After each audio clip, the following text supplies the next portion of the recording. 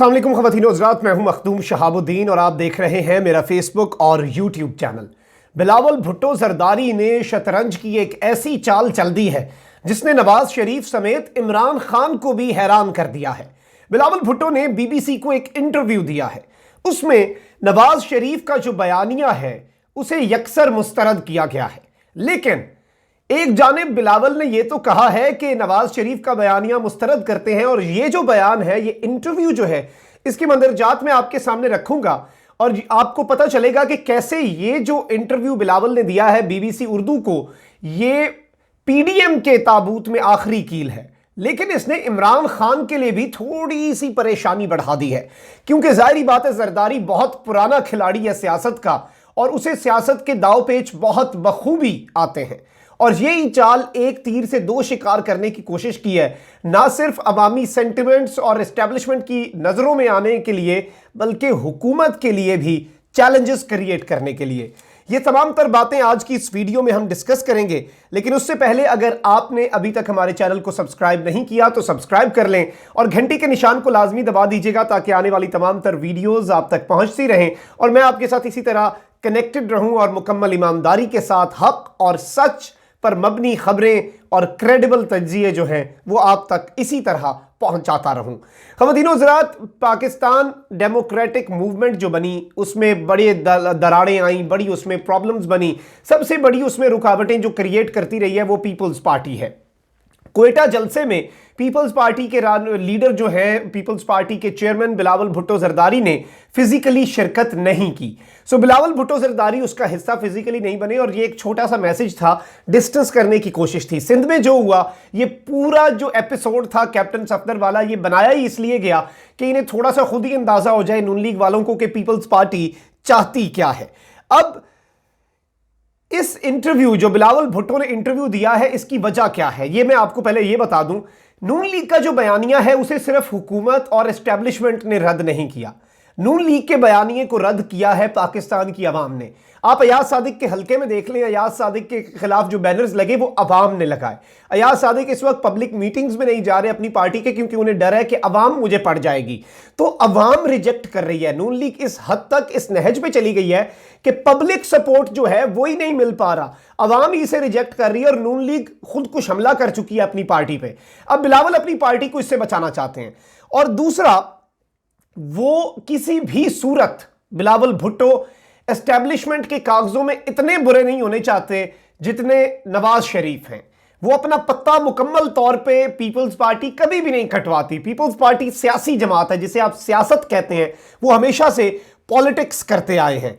और इस के बाद अब अगर आपको बताएं कि इस इंटरव्यू के बाद क्या होगा, पीएमएलएन का मुस्तकबिल क्या होगा, पीएमएलएन को किस तरह से मजीद अब सख्ती की जाएगी और अब घेरा जो है मजीद तंग किया जाएगा, क्योंकि अलग हो चुके हैं और पीडीएम में एक यही जमात मैटर करती थी और मौलाना भी नून लीग से अलग हो रहे हैं, मौलाना नून लीग के बयानिए से अलग हो रहे हैं। इसके मुतल्लिक आपको जेयूआई के अंदरूनी एक कहानी बताएंगे कि अंदर के उनके एक रहनुमा ने मौलाना फजलुर रहमान को क्या कहा और पब्लिक में आके फिर क्या बयान दिया, वो भी आपके सामने रखेंगे। लेकिन पहले बिलावल के इस इंटरव्यू के जो मंदरजात हैं उनका जरा जायजा ले लेते हैं। अब इन्होंने ये कहा है बिलावल भुट्टो जरदारी ने कि मुस्लिम लीग नून के कायद नवाज शरीफ की जानिब से गुजरांवाला जलसे के दौरान पाकिस्तान की फौज के सरबराह जनरल कमर जावेद बाजवा और डीजीआईएसआई जनरल फैज हमीद पर बराह रास्त इंतखाबात में धांधली और इमरान खान को बरसरे इक्तदार पर लाने के इल्जामात पर कहा कि उन्हें इंतजार है कि नवाज शरीफ कब सबूत पेश करते हैं। यानी उन्होंने नवाज शरीफ से मुतालबा कर दिया कि आपने इतना बड़ा इल्जाम लगाया तो आप इसमें अब किसी भी सूरत सबूत पेश करें, नवाज शरीफ को अब सबूत पेश करने होंगे। ये मुतालबा किया है बिलावल भुट्टो जरदारी ने। अब बिलावल भुट्टो जरदारी ने कहा है कि मुझे बहुत हैरत हुई, मैं हैरान था, मैं शॉक्ड था। I was shocked at that moment जब नवाज शरीफ ने जनरल कमर जावेद बाजवा और जनरल फैज हमीद का नाम लिया और इस पूरी तकरीर को मनफी करार दिया गया है। और इस पूरी सिचुएशन में उन्होंने बताया है कि मुस्लिम लीग नून जो है उसने, बीबीसी ने एक बड़ा दिलचस्प सवाल पूछा इनसे और बीबीसी का ये टेक्स्ट में इंटरव्यू है, प्रिंट में इंटरव्यू है, ये कोई वीडियो इंटरव्यू नहीं है। बीबीसी ने इनसे सवाल पूछा कि पीडीएम की तश्कील के वक्त होने वाली ऑल पार्टीज और दीगर इजलासों में क्या मुस्लिम लीग नवाज ने पाकिस्तानी फौज की क़यादत या खुफिया एजेंसी आईएसआई के सरबराह का नाम लिया था या इस बारे में कोई इशारा दिया था? जाहिर बात है, आप लोग एक पेज पे हैं, आप पीडीएम के बैनर के नीचे हैं, तो क्या इससे पहले मीटिंग्स में नवाज शरीफ इस तरह की बात कर चुके हैं? ऑल पार्टीज कॉन्फ्रेंस में भी मियां साहब आए, उन्होंने कुछ इस तरह का इशारा दिया? इस पर बिलावल भुट्टो ने नफी में जवाब दिया, सर हिलाया और कहा कि पीडीएम के एजेंडे की तैयारी के वक्त नवाज लीग ने जनरल बाजवा या जनरल फैज का नाम नहीं दिया था। एक तरह से कह रहे हैं कि हमें हैरान हुए, हमें धोखा दिया गया, हमें पहले से इंफॉर्म नहीं किया गया। अब उन्होंने यह बताया कि यह इल्जाम जरूर, अच्छा, कहते हैं कि यह बहस जरूर हुई कि एक इदारे पे इल्जाम नहीं लगाना, हमने पूरी एस्टेब्लिशमेंट के ऊपर बात करनी है। एस्टेब्लिशमेंट में और बड़े फैक्टर्स होते हैं, सिर्फ फौज नहीं होती। और इस पर इत्तफाक हुआ कि किसी एक इदारे को बदनाम नहीं किया जाएगा। यानी मियां साहब ने डायरेक्टली सीधे तरीके से मुखालफत की, पीडीएम के एजेंडे की, पीडीएम को धोखा दिया। अब जो लफ्ज बिलावल ने इस्तेमाल किया है नवाज शरीफ की तकरीर के लिए और बीबीसी ने कोट किया है इसे इन्वर्टेड कॉमास में हाईलाइट करके, वो बड़ा दिलचस्प लफ्ज है। बिलावल भुट्टो जरदारी कहते हैं कि जब उन्होंने गुजरांवाला के जलसे में मियां नवाज शरीफ की तकरीर में बराह रास्त नाम सुने तो उन्हें धचका लगा। यह बहुत बड़ी बात बिलावल भुट्टो ने कर दी है। अब इस बयान का थोड़ा सा जायजा लेते हैं। एक तो बिलावल भुट्टो ने एक तीर से दो शिकार इस तरह से किए कि अब वो एस्टैब्लिशमेंट की गुड बुक्स में आना चाह रहे हैं, और दूसरा, इस बयानिए का बोझ कोई सियासतदान जो सियासत करना चाहता है, जो मार्केट में निकल के, फील्ड में निकल के वोट लेना चाहता है, वो इस बयानिए का बोझ नहीं उठा सकता, क्योंकि इस बयानिए को अवाम रिजेक्ट करती है। अवाम पाक फौज के खिलाफ बोले जाने वाली हर बात को अपने ऊपर अटैक समझती है और उसे जाती हमला समझती है, क्योंकि जाहिर बात है फौज जो है वो मुल्क के साथ डायरेक्टली प्रोपोर्शनल होती है। फौज पे कोई बात करना मुल्क के ऊपर बात करना होता है, और यही पाकिस्तान की अवाम समझती है। बिलावल भुट्टो ने एक तो वो चीज क्लियर कर ली, बहुत वाज़ेह। दूसरा, बिलावल भुट्टो जरदारी ने एस्टैब्लिशमेंट की गुड बॉक्स में भी आ गए। अब इमरान खान के लिए थोड़ी सी चीज जो है ये प्रॉब्लम्स क्रिएट करेगी, और उसके बारे में भी आगे चल के बात करेंगे। लेकिन पहले बताएं कि पीपल्स पार्टी ने सिर्फ ये नहीं कहा। कादिर बलोच जो है नून लीग के बलूचिस्तान के सदर, जो कि नून लीग से अलग होना चाह रहे हैं, और उन्होंने बयान दिया कि मैं इस बयानिए का बोझ नहीं उठा सकता। आज पीपल्स पार्टी के रहनुमाओं से जाके फॉर्मली इन्विटेशन दे आए हैं कि आप हमारे साथ मिलें।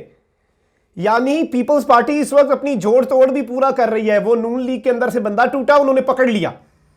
ये एक बहुत बड़ी अपडेट है, और कि ये इनके दरमियान इत्तेहाद था। मरियम स्टेज पे खड़ी होकर कहती थी बिलावल मेरे से वादा करो, बिलावल की जानिब देखती थी साइड पे कि हम साथ नहीं छोड़ेंगे, हम ये स्ट्रगल नहीं छोड़ेंगे, हम इसमें सियासत नहीं करेंगे। मरियम शुरू से ही उन्हें आइडिया था कि ये हम जो बात करने जा रहे हैं, हमारे बयानिए का बोझ कोई भी सियासी जमात नहीं उठा सकती। अब अगर आपको बताएं कि अब सिचुएशन होगी क्या और सूरत हाल बनेगी क्या। पीपल्स पार्टी जो है वो नून के नैरेटिव से अलहदा होकर एक तो सिंध हुकूमत बचा रही है, दूसरा वो इस हद तक नहीं जाना चाहते कि कभी उनके पॉइंट ऑफ नो रिटर्न या एक बंद गली में वो चले जाएं एस्टैब्लिशमेंट को लेकर, पाकिस्तान की एस्टैब्लिशमेंट के साथ ताल्लुकात। अब बिलावल और जरदारी की अगर कैलकुलेशंस को देखा जाए, किस तरह से वो कैलकुलेटेड और मेच के, गिन के और हिसाब किताब के साथ अपने कदम उठा रहे हैं और तमाम तर कदम फूंक फूंक कर रख रहे हैं, तो वो ठीक जा रहे हैं। अगर सियासी नजर से देखा जाए, एक सियासत के तालिबे इल्म के तौर पे देखा जाए, तो बहुत ठीक वो अपनी सियासत और अपनी गेम कर रहे हैं। अब इमरान खान के लिए लेकिन ये मुश्किल हो सकता है। इमरान खान के लिए this is going to create a bit of problem. Imran Khan के लिए ये प्रॉब्लम कैसे क्रिएट हो सकती है कि पीडीएम तो एस्टैब्लिशमेंट के हक में और पीपल्स पार्टी तो पीएमएलएन के खिलाफ बयान दे रही है। वो इसलिए कि पीडीएम को तोड़ने के लिए अब इमरान खान को पीपल्स पार्टी के ऊपर थोड़ा सा हाथ हौला रखना पड़ेगा। और इमरान खान कह चुके हैं मैं एनआरओ नहीं दूंगा। वो इमरान खान अपने जारहाना बयानात से भी नहीं हटते, और ये पूरी सूरत हाल जो है इमरान खान को रोकना बड़ा मुश्किल होता है। तो अब पीपल्स पार्टी और जरदारी और बिलावल की जो प्लानिंग है वो सिर्फ नून लीग और जेयूआई को तना नहीं करेगी, बल्कि इमरान खान और एस्टेब्लिशमेंट को भी एक दौराहे पे लाके खड़ा कर दिया है। यानी कि वो अपने लिए रिलीफ चाहते हैं, अपने लिए किसी भी किस्म का एनआरओ चाहते हैं, और नून लीग के को माइनस करके वो अपना फायदा जरूर लेंगे। ट्रेडर लोग हैं, बिजनेसमैन लोग हैं, सियासत में हर चीज में ये लोग बिजनेस करते हैं, तो ये मुफ्त में मुझे नहीं लगता कुछ करने जा रहे हैं, और ये इमरान खान के लिए बहुत बड़ा चैलेंज होने जा रहा है। अब अगर बात की जाए जेयूआई की, तो जेयूआई के एक रहनुमा ने अगले दिन आकर यह कहा कि नवाज शरीफ जो है वो आस्तीन के सांप हैं। मौलाना की पार्टी के एक अपने लीडर ने, एक मौलवी साहब ने तकरीर की और वो तकरीर बड़ी मशहूर हुई और उस तकरीर में उन्होंने ये फरमाया कि मौलाना फजलुर रहमान उलमा के साथ नहीं बैठते, मौलाना फजलुर रहमान उलमा के तर्जुमान नहीं लगते, मौलाना तो इस वक्त मरियम और बिलावल के तर्जुमान लगते हैं। तो मौलाना पे बहुत शदीद प्रेशर है।